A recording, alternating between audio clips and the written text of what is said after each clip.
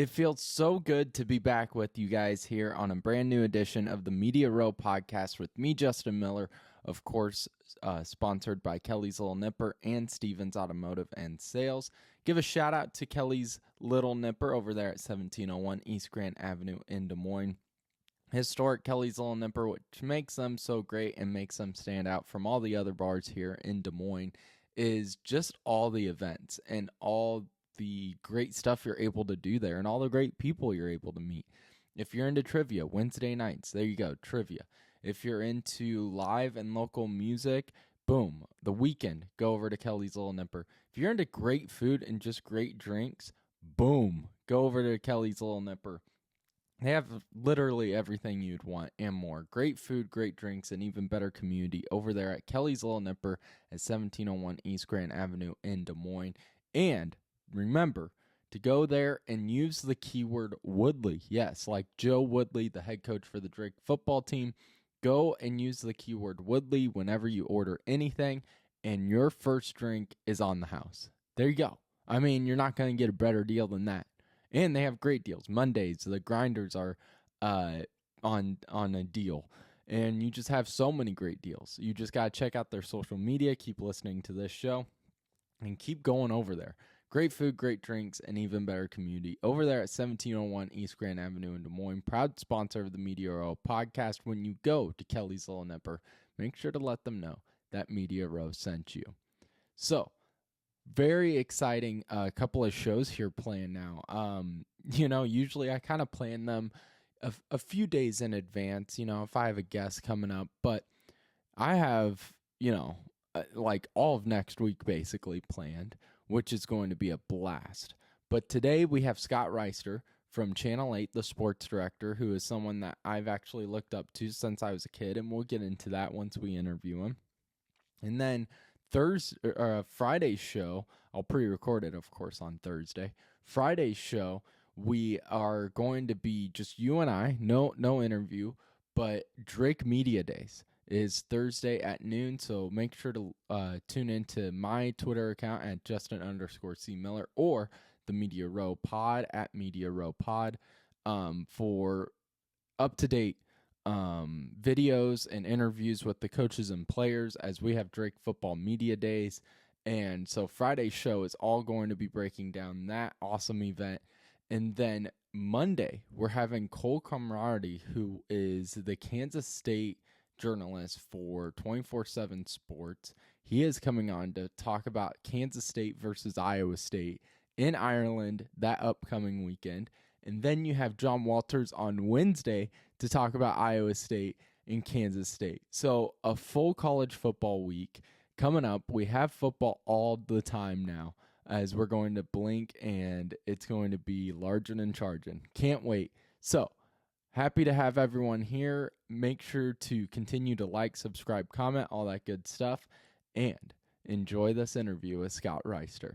Scott, thank you so much for doing this for me. I know you have like 1,000 things going on right now, including like a kid in oral surgery, and that's why you're in a car, but that's I right. appreciate it. Yeah, shout out Sammy. He's going under right now, trying to get front tooth to come down. So that stubborn front tooth just won't come down. So God bless modern technology to get his tooth fixed and still talk to you, Justin. Love it. No, I appreciate it. Okay, I've been really proud of my icebreaker questions, and I think I have a good one for you. Ooh, I'm excited. So, you're from Texas, right? Dallas, Texas, yep. Dallas, Texas. Okay. So out of all the Texas teams that you're a fan of, if only one can win a title, who do you pick? Oh, man, that's tough because we've had, Rangers won, Cowboys won, Stars won, Mavericks won. I'm lucky because we've had all four win it. Dude, so maybe which one meant the most to me? Well, I mean, like you're a Longhorns or now, fan let's too. say just now moving forward. Oh, Longhorns too. Okay, yeah. Ooh, yeah, Texas winning a national football championship. Yeah, we had Vince Young that year. Mm-hmm. How about this? How about I would love to see in my lifetime the Texas basketball team win a national championship. Okay. That would mean a lot to me, the Texas men's basketball team. So I know you're a young sports anchor coming up. I got my start as a student at University of Texas.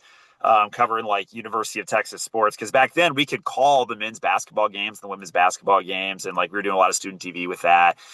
Rick Barnes was the coach back then. Hilarious guy. I love that guy. He's still kicking butt in the business at Tennessee. So for me to actually see that program, even though there's zero people still involved associated with it 20 years since I was there, that would be really cool for me if the Texas basketball team actually won a national championship, because I haven't seen that yet. That would be awesome. And I know a lot of Iowa State fans might cringe when I say that, but maybe now, since Texas is off to the SEC, there's a lot less of this, which still seems to be everywhere.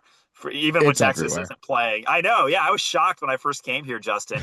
I would be like, just at a random high school, and out of nowhere people are going like this just to do it, and I'm like, what are we doing? It's just like, that's people are ingrained just to like go like that and hate Texas, especially when they play Texas, but even when Texas isn't around. So but yes, Texas hate aside, in this market, if my Longhorns cut down the nets at the Final Four, that would be pretty sweet. So, okay, but with the horns down thing, don't you think Texas made it a little worse on them when they were like going to the NCAA trying to get it banned? As a Texas fan, do you go, maybe not the Yes, best move in hindsight? Bush League move, capital B, going to mommy and daddy saying, don't let the kids make fun of me. You made it 10 times worse. Just like enough. Yeah, that I agree. There's a lot of things Texas. I hate that Texas joined the SEC. From a personal standpoint, like, you need to have that, even from an Iowa State standpoint, you got to have that villain, right? You got to have Yeah. that team, that New York Yankees type team in the league to battle and conquer. And so yeah, I don't like what you just said. I don't like that they left, but that aside, yeah, go Horns. How do you feel about your Longhorns? So I'm a Drake fan at heart, but in terms of playing for a college football national title, there wasn't a team that I was like, oh, Drake can't play for that national title. Who do I go for? So my dad and I became Ohio State fans. Okay. So again, got made fun of a lot at school for being like, okay, you're in Iowa and you're an Ohio State fan. But so our my Buckeyes go up against your Texas Longhorns to start the season. How do you feel about your Longhorns? I mean, with Manning picked number one overall in preseason, thoughts? Yeah, I know. It's funny that Texas is number one and Ohio State's number two. When a lot of people are it's the hype train of Arch, who's done nothing so far. And on top, I mean, he looked great in his opportunities, but like, why is Ohio State not, the favorite? I don't know. I mean, they're the defending national champs. I know they lost a ton of guys, but they still have a ton of guys. So, I mean, yeah, I mean, there's a lot of questions on both teams. I love it. I love the fact that Texas is number one, but count me as a skeptic. Can they win it? Absolutely. They've got the talent. Arch obviously can do it. Will he? I don't know. You're looking at a pretty good chance of starting the season 0-1. Yeah, it's great that it's a 12-team playoff. So even if they do have up to 3 losses, if those are losses to teams like Ohio State, and other marquee losses, the fact that we do have a 12-team playoff means a team like Texas automatically has a really good chance of making it into the bracket. So that being said, it's wide open this year, and Texas is definitely one of those teams that could do it. So I'd love to see a week one win for sure. So I want to get into a little bit of your career because with you being from Dallas, Texas, how did you get to Iowa? How does that even happen? Yeah, well, if you're going the TV news route, you got to go where the opportunity is. And my career plan was like the I-35 plan. I went to school in Austin. I thought I'd from there maybe work in Waco, San Antonio, and then Dallas. Like I had it all laid out. So I started off on the right path. I spent a year in College Station working at a satellite station for this Waco station. Then I spent a couple years in Waco. From there, I was hoping, I thought I was on track. Ended up getting a great opportunity in the state of Washington at a place called the Tri-Cities. Neither of the 3 cities I'd heard of before I moved out there. Richland, Kennewick, Pasco, great market for sports. It's about 2 hours southwest of Spokane. Great company. Got to do a lot of live sports. My wife and I had just been married. I ended up having our daughter out there. And then I had an opportunity to come be the weekend sports anchor at KCCI. So I got to go back to I-35. And so I got hired there, got that job. Thought I'd be there a couple of years, then potentially move back closer to Texas. And 3 years turned into 5, turned into 7, and then Andy Garman, awesome sports anchor here for many years, he decided to take an opportunity outside the business, and I was fortunate enough to have the opportunity to follow him and get promoted. And that was 8 years ago. So, blank, it's been 15, I guess 16 years now. Now the Reister clan has grown to 5 people. And it has been an absolute blast. There's been other opportunities for me to go other places. However, none of them were appealing enough to walk away from what is an incredible situation from both a sports market, a TV station, place to live. So yeah, it's been a wild ride being able to talk sports with all the viewers and all the people that have followed along. And I wouldn't trade it for anything. It's been really fun.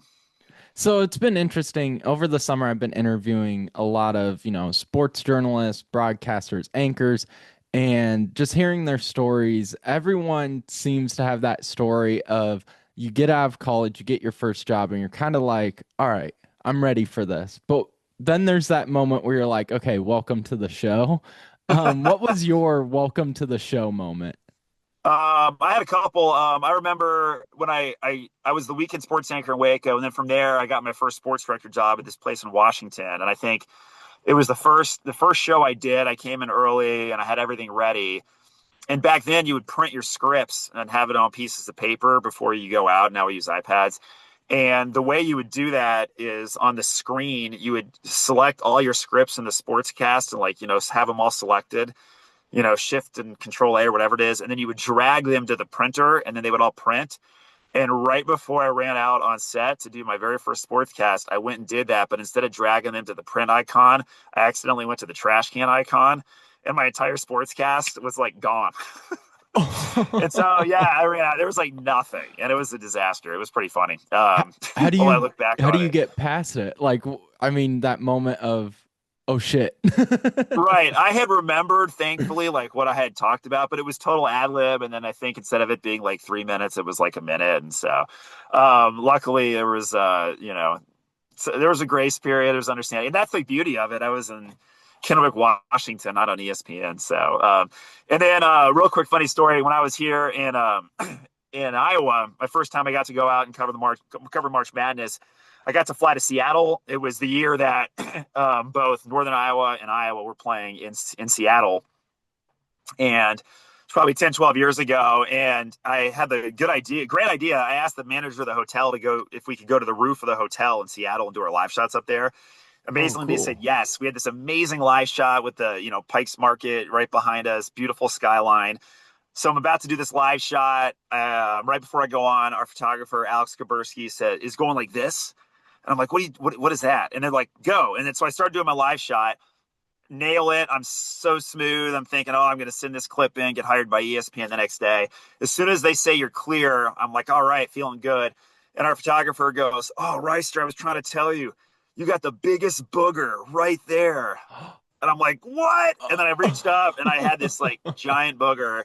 And then my phone buzzes and somebody back in Iowa took a picture of it and tweeted it out and tagged me and wrote, you going to eat that, bruh? So now I went from a hero to zero real fast, thinking I was the bee's knees. So yeah, that was my other moment of doing a big time event, and I'll always look in the mirror one last time before I go on camera now. Okay, but now that you've had this long career here and you've done a lot of really cool things, and what's been cool is, so I've grown up in Iowa my whole life, and I grew up seeing you on Channel 8. And when I went to Drake University, took a TV news class with Elias Johnson, was the professor for it, was Oh, the nice. teacher. Yeah, I just talked to him yesterday. The man. Great guy. Love Elias. And in that class, first day, he's like, all right, bring a local news story that you've always liked or something you've always enjoyed. And mine was the story you did on Dolph Pulliam when it was his last final broadcast. No, thank you. And so, yeah, I mean, it was perfect. It was Drake fandom, Dolph Pulliam. So, what's been your favorite story that you've been able to cover? I mean, you've had a lot of really cool opportunities.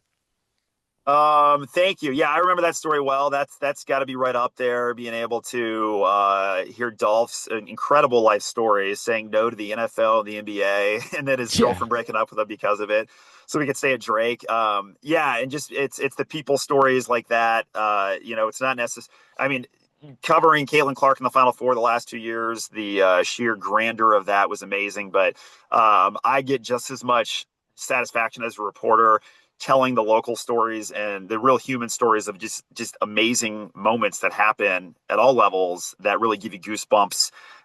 For me, those are what really drives me as a reporter. The most recent one I did like that was this past basketball season. I found out that Orient Maxburg High School was closing, and I started doing the math, and they were going to have one final basketball game. Because win or lose, the playoff game would be on the road. And I'm thinking, whoa, this high school's been around 100 years plus, and this is gonna be the last game ever in this building. There's got to be a great story there. And so I was able to have a photographer, a guy named Josh Pan, go with me. I interviewed these kids before the game, the families that took a tour of the high school. I held trophies from like 1920 that they won, all the history and why it's closing. And then I was like, this is going to be a great story. And then the game starts, and it comes down to the wire, and it's tied. Orient Maxburg has the last shot. I'm thinking this is going to be amazing. And then Orient Maxburg misses. Madrid gets the rebound. Girl chucks it 3/4 of the court and drains it and wins. And that's how Orient Maxburg's ending was. And it was like so appropriate for their kind of story, like heartbreak that they're closing, heartbreak. And then just all the tears, and then the powerful moment afterwards, they're walking out. And so we put that story together, and that just touched so many people and had such a big reach because of what it meant for, on a larger scale, small towns, losing their high school, and just the human element of everything, whether it's a joyous moment or just a heartbreaking moment. Being able to be the fly on the wall and just pass that story on, at all levels has been great. So then, who were some of your like news anchors that made you want to take on this career, and what were some of the stories that stood out to you when you were kind of getting into this field? Yeah, I love reading the newspaper, the sports page every day growing up in Dallas, Texas. Watch the local news. They had a legend there named Dale Hansen. There's a guy named Mike Ducey who used to do sports in Iowa, and he went from Iowa to Dallas. And when I was in high school and college, he was a sports anchor of Fox 4. I also like doing shtick and having fun and keeping it light. There was one year that a guy from the Dallas market went to Dallas Cowboys training camp, and this was back in the 90s Cowboys at the height of their fame. And he pretended to be the punter on the Cowboys roster, and the Cowboys actually let him dress up. I think his name was Russ Ray, this guy, and he dressed up and wore pads and everything, and walked alongside Troy Aikman and like signed autographs for people, and they didn't know who he was, but they were just asking for his autograph. And I was like, oh my god, you can combine like all these creative ideas and just do stupid stuff too. So that was really appealing to me, to be able to just kind of like have fun and goof around also. But yeah, there were a lot of guys growing up in Dallas, and yeah, a lot of guys that sort of like put me on the path, and then you find your own way to do things too. So you've stayed in this career for a long time, and it is a tough career field. I mean, a lot of changes happen with newspapers, TV, radio. Just what's your advice to the young, inspiring broadcasters out there that want to take on this career field of like, how do you get a long career in this business? Well, you can't let people be the external forces are always going to say like you can't do this, but as long as you keep going and keep trying, and even when you don't have a steady thing or a steady place, like as long as you keep at it and keep it the idea in your head that you're going to do this, then the possibilities there. You're the only one that can kind of stop doing it. So, I mean, I've applied for a million jobs that I never heard back from, and it just takes one in the right situation. I'm very fortunate to have KCCI has wanted me and work at a place that pours in the money and the resources to do it right and do it big. So I was very fortunate in that regard. And if you don't have that yet in your career, just keep doing what you're doing, and just keep going, and eventually, you'll find that situation that works for you. But it is competitive, and you've got to stand out, and you've got to be enthusiastic and let that shine through with your creativity and your enthusiasm every day. How important is it too, like in your position as a sports director, to have a high quality team like you do at Channel 8? I mean, Shannon's fantastic, Jeff is great, and they're a younger group of people coming up into this business. So that seems very fortunate as well. Oh, absolutely. I mean, I would go crazy if I couldn't, turn my brain off once in a while. I have complete faith that like when I'm not there, they're going to do an awesome job, and they're wired the same way as me, and that's huge. I mean, if you're working with people that aren't wanting to be there or aren't wanting to do a good job in any organization, it really drains you. But yeah, those guys prop me up all the time, and we all work together, and it's a family, and there's going to be highs and lows. But yeah, you got to have the right team for sure. Okay, so now I want to get into football season's right around the corner. Iowa Hawkeyes, Cyclones are ranked. Drake has a new head coach. UNI has a new head coach. Just what are the storylines you're really excited for as the sports director at Channel 8 to go and cover? Well, first off, we're going to Ireland in a week, which is amazing. I'm so There you excited. go. Yeah, so KCCI sending me, Stacey Horst from an anchor, along with photographer Dylan Kuhn, an Iowa State grad. Storyline number one, like that's going to be an amazing bowl game times 10 type atmosphere for Iowa State. On top of that, it's a conference game. So, you on one hand, you could get a jump start, be 1-0 over a really good K-State team that has a lot of guys back, or you could start with an 0-1 record in a tough conference. So huge game. If Iowa State can win that, and Iowa State's got a lot of guys back. I mean, Yeah. they lost a lot, but I mean, you lost the two receivers, but you got both the running backs back, a lot of experience in the O-line. Rocco should be even better. The defense has a lot of returning players. They're healthier at linebacker, so they're going to be really good. And then Iowa, the big wild card is, it's like I was at Iowa Media Day last Friday, and so much is being pinned on Mark Gronowski. I don't know if that's fair or not, but it is. It's like the quarterback's been the missing piece for so many years. Is he the guy? He looks like he definitely could be. So that's a big storyline. If he goes out and chokes, it's going to be tough sledding. But if he can elevate that offense and take the next step, like it took a little baby step last year, if they can go even further, that'll be great. So I think the potential is there for both of those teams to have really good seasons. Drake, yeah, you said it, man. Coach Woody is going to keep it going. And I don't know if you listened to any Todd Stepsis interviews out at UNI, but that guy, talk about enthusiasm. I love like all the little videos they share and the way he gets them all fired up to play. I'm not saying Mark Farley wasn't like that, but Stepsis has so much enthusiasm and has these kids doing so many fun different things. It looks like a really great atmosphere at UNI. They've got a 3-quarterback race. Jackson Daly from Southeast Polk is one of the guys vying for that position. A lot of local guys at UNI, Tucker Langenberg from Urbandale. So I love following at the Drake and UNI levels, especially the local Central Iowa players, and seeing if they can step up. So UNI is picked to finish 8th, I think, in their conference. So we'll see if they can turn some heads. Drake, who knows? You never know how that conference is going to go, but expect high things for them as well. So yeah, football season, it's on next Saturday. I'll be in Ireland talking about those Cyclones 1-0, hopefully. Yeah, I know. And Kansas State was picked 17th, Iowa State 22. I mean, that's not a bad way to start the season at all in I Ireland. know, it's huge. That'd be a huge win. But now I want to get into the Shot in the Dark, the really cool charity tournament you put on. I was lucky and fortunate enough to play in it, I think 3 years, at least 2 years, but with KXNO, I absolutely love this event. It's so cool. Yeah, oh my gosh. And it's coming up this Friday, August 15th at Terrace Hills in Altoona. Golfing at night. I mean, how many opportunities do you have to golf at night? It's really neat, really fun. Whether you're terrible at golf like me and do it once a year, or you're in it to win it, there's great prizes. And it benefits Prevent Blindness Iowa, which raises money for vision screenings for kids across the state. And I'll give you the quick rundown. It's $85, and that gives you a couple drink tickets, dinner, party afterwards, 9 holes of night golf. They give you the glow balls, the glow necklaces. It all goes to charity. And so, if you're like, oh, I need to donate to something, I haven't donated in a while. Well, you get to donate and you get all the fun. So, and I know it's coming up quick, but if you don't have a foursome, still sign up. We'll match you with somebody, and we'll share the links. Or just go to my Twitter or Facebook, you'll find it, or Google Prevent Blindness Iowa. It's so fun. I absolutely love it. And like you said, I suck at golf, so it's a perfect event for anyone like me who sucks at it.